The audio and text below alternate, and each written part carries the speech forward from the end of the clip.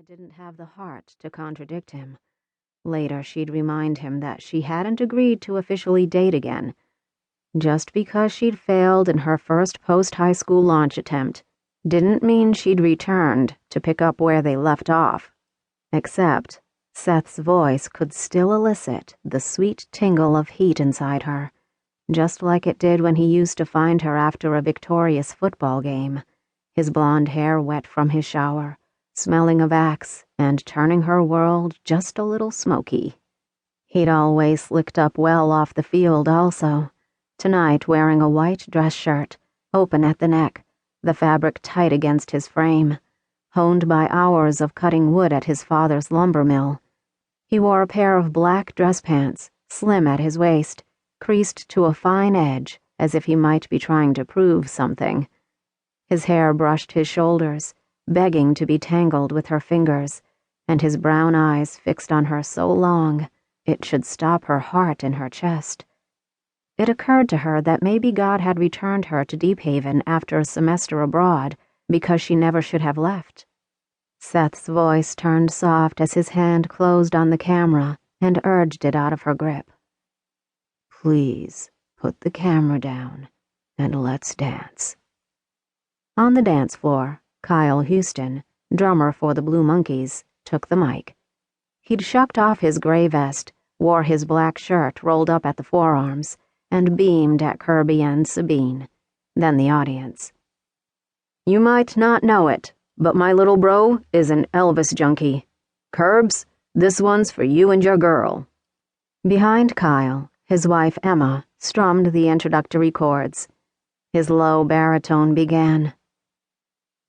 Wise men say, only fools rush in. Amelia wanted to wince at the way the lyrics rubbed along her conscience, hitting her choices from the past year, and most recently, the blow-up at the Christiansen family home. But Seth seemed to not notice as he unwound the camera strap from her neck. I've been waiting all night to have you to myself, he said. Seth. He set the camera on the folding chair and took her hand.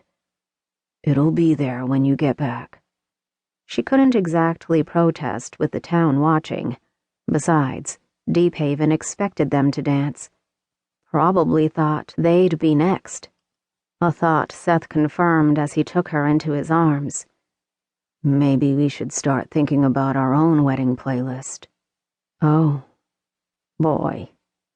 He wrapped one big linebacker hand behind her, the other he held out for her to grasp. Since when did you learn how to do more than sway? She said as she took it. I may not be as fancy as that jerk from Europe, but I am house-trained. Yep, clearly something to prove.